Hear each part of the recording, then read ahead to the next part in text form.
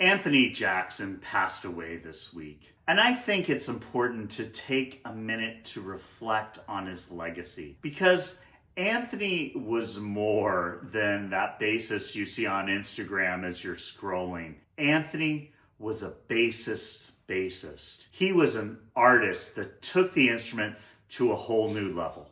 He changed the way we think about groove.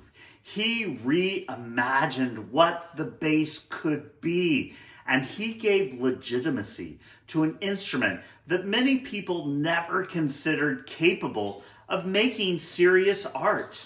In this video, I want to celebrate 3 things that Anthony Jackson gave to the music world: the art of the groove, the creation of the 6-string contrabass guitar, and the legitimacy of the electric bass in jazz. These weren't just accomplishments. These were statements of purpose. Anthony Jackson was an artist, and he always put the art first. He chased the truth of the music through tone, through time, and through deep architecture of his bass lines. This is a tribute to one of the most serious artists the bass has ever known. Most bass players talk about groove, but no one has taken it as serious or as deep as Anthony Jackson. This was his main priority throughout his career. He didn't get caught up in the flash or style of being the lead or a solo player. In fact, let's go back to a great quote from Anthony. "My primary goal was not to become a great jazz soloist." It's not that he couldn't do this. If you've ever seen his solo on From Within with Michel Camilo on Calle 54, it is mind-boggling. It's that he made a choice to not have that be his main focus. He took the job of the bass player very seriously and just dedicated himself to that completely. And this came right from his early influences.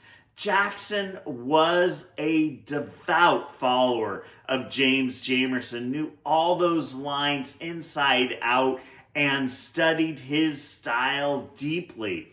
He was also very strongly influenced by Jack Cassidy from Jefferson Airplane, primarily his work with the pick and how he used that to create lines that shaped songs. His dedication to a smart, intelligent groove pushed both the rhythmic and harmonic elements of the music, and that remained intact no matter what style of music he was playing. Most people know him for the addictive bass groove on For the Love of Money by the OJs. He took a pick and a phase shifter along with a distinct compositional approach, and he made this one of the most iconic bass lines in history. If you've never heard that, you've got to check it out. It is just so cool. And then, that was just the start of his studio work with pop and rock artists. Check out his work on the album What You Gonna Do For Me by Chaka Khan, the song My Rival from Steely Dan, the song A House Is Not a Home from Luther Vandross. All these songs benefited from Jackson's iconic playing and turned into something new and exciting. And the way he did this was just such a great combination of so many things. His time feel was just so precise and fit so snugly into whatever groove he was playing. His compositional approach to bassline construction. He didn't just hammer away on roots. That was not Anthony's style. And he didn't just throw in every possible chord or scale tone. Instead, he played almost orchestrally in a way that he constructed the line inside, against, and around the harmony. I would even argue that his use of register in the bass and the way he traveled throughout the register had a big impact on the way that he wrote those lines. And this was consistent against whatever style he played. There are so many recordings of Anthony Jackson playing jazz, playing Latin music, dance music, and more. His lines were always intelligent, complex, but never flashy. They never grabbed the attention away from the main point of the song.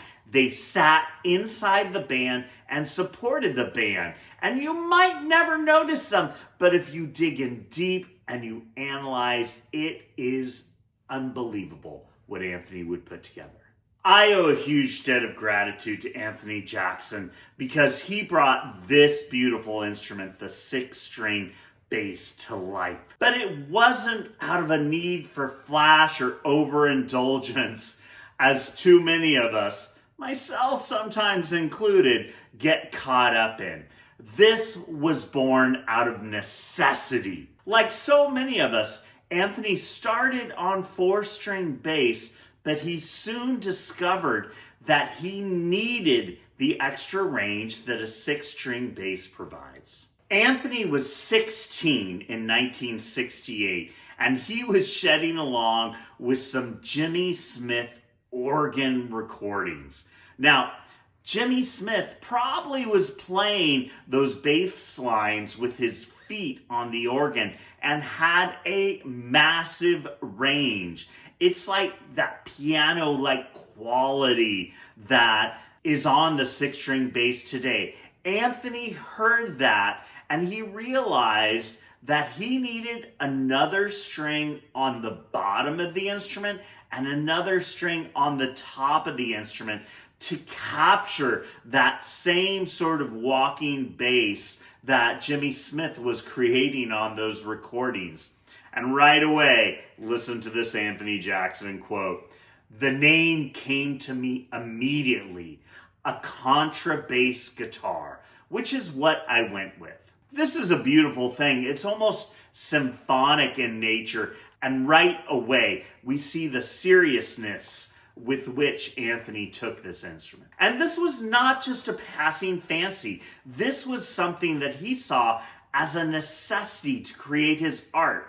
And it's that artistic ideal to drive the groove in the smartest way possible that fueled his insistence on getting the instrument. This was just a concept for a while until 1974, when he approached New York City luthier Carl Thompson, who made him his first six-string bass. This initial instrument had unworkably tight bridge spacing. The strings ended up really close together, and that was not great, but it was an important lesson in geometry and ergonomics in terms of this construction. But Anthony wouldn't be stopped. He used this bass on Carlos Garnett's Let the Melody Ring On in 1965, and he toured with it with Roberta Flack. But this still wasn't a perfect solution, so Anthony went in different directions. He systematically tuned down four strings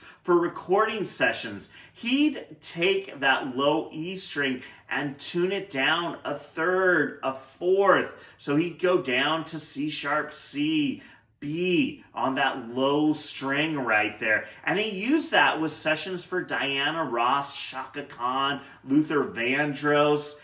He even worked with Rotosound and Labella to make strings that would facilitate this. And this was an important step in Anthony's development, not only of the six-string bass, but his style. Because those strings, when he tuned them down, would be so floppy that he would have to play with a very light touch to make them not sound like garbage, more or less. And this allowed him to really create this control with his right hand, which became a core part of his style. And then in 1981, this concept came together finally. Ken Smith built a playable contrabass guitar for Jackson. He got that in late 1981, And in the following year, 1982, Anthony Jackson said, "This is it. I'm never going back. I'm only playing six-string bass guitar from here on out." This was a huge deal because Anthony was a pretty high-profile bass player at this point. He continued working with it, and later he shifted over to Federa guitars, and he refined the concept and gave us what's now called the Anthony Jackson presentation bass. This went through some iterations, and it finally ended up with presentation number 10. That kind of ended up being the prime example of what Anthony was looking for. And this was a beautiful bass. 28 fret fretboard.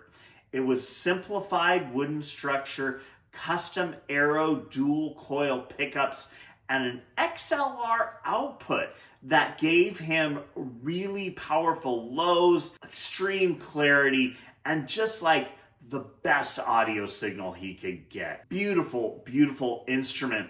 And it's something that became the standard for all of us that play six-string bass right there. He even established ways of playing that I should take on more. This is really kind of, this reflection is making me look back on that. He played with almost a classical seated posture, kept his strap really high. He used a pick often for that articulation and clear, crisp sound. His left-hand muting was perfect. It was a prime example of what the six-string bass should be. Brought it into the world, refined it. Now we all need to learn from him.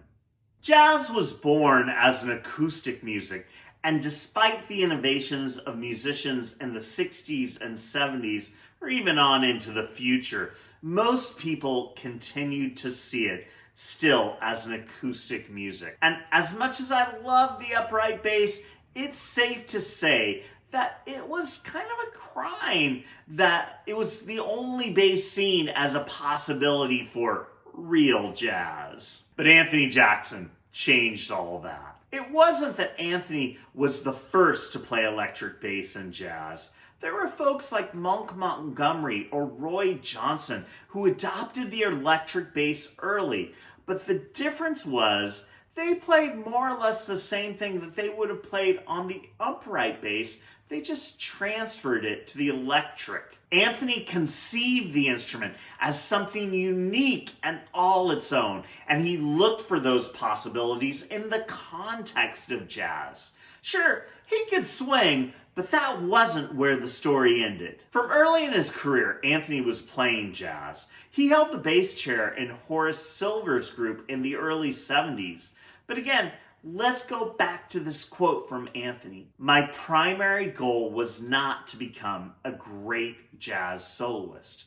His primary focus was on the role of the bass, laying down the foundation and building something from the bottom up that would push the music to new levels of excellence." Jackson's approach stresses pitch focus, evenness, and the weight of note length, giving complex music a grounded center without crowding the sonic spectrum. I mean, take a look at his work with Steve Khan in the early 80s. Albums like Eyewitness and Casa Loco find Anthony broadening the sonic spectrum with long notes and intentional attacks that changed the course of the music. You could call this fusion, but it's really Latin-tinged jazz with an orchestral soundscape. And Anthony was always aware of context and shaped his lines around the musicians playing beside him. And Anthony was always aware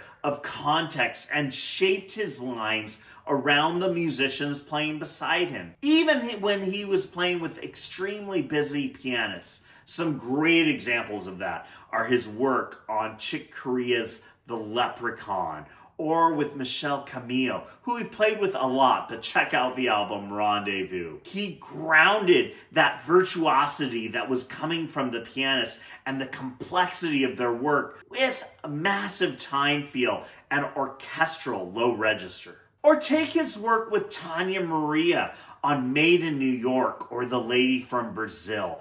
He finds that time feel between Brazilian samba, grooves, and funky jazz, and he crafts something that serves as a glue and an inspiration point in the middle. Not only was Anthony so knowledgeable about these different styles, but he could find those connecting points and find that art within them. And of course, his work with Hiromi's trio was just astounding. The 3 albums that they recorded set the bar for modern piano jazz trio playing. The trio had telepathic interplay, and the way Jackson's compositional approach to lines freed up Hiromi to explore genre, range, and self-expression was just beautiful. They go in so many different directions. Check out the album Alive, it's a great example. Anthony swings like crazy with the walking line on Wanderer. And then on Dreamer, you can hear odd time signature and Latin grooves. And then there's subtle funk on Seeker. It is a journey, and it's all grounded with the way that Anthony constructed the groove. And his work with Al Di Meola, forget about it. The insanity of those lines in unison with Di Meola's guitar on Elegant Gypsy are just jaw-dropping. Anthony proved that the pick was a viable part of jazz in that context. Anthony brought a new level of sophistication to playing jazz on the electric bass. It would be a crime to say that he did it single-handedly, but I'd argue without Anthony, the electric bass would still be frowned upon in jazz settings. Anthony left us so much. If you really dig into those lines, you're talking about a lifetime of study that would elevate and accelerate your lines towards excellence. It's worth digging into. Those 3 things are a good starting point, but I would encourage you at this point to listen to the work that Anthony did and not just let it pass by your headphones, but really listen and see the art that he created. I put together a list of some starting points. If you want to check out Anthony's work, you can check that out through the link in the description. But I'd like to know your thoughts. What do you remember about Anthony's playing? What tracks do you love that he played on? And what do you think about all the things that he did for the musical world? Let me know down in the comments. I look forward to hearing from them. And let's all take a minute to reflect and cherish those beautiful things that Anthony left us.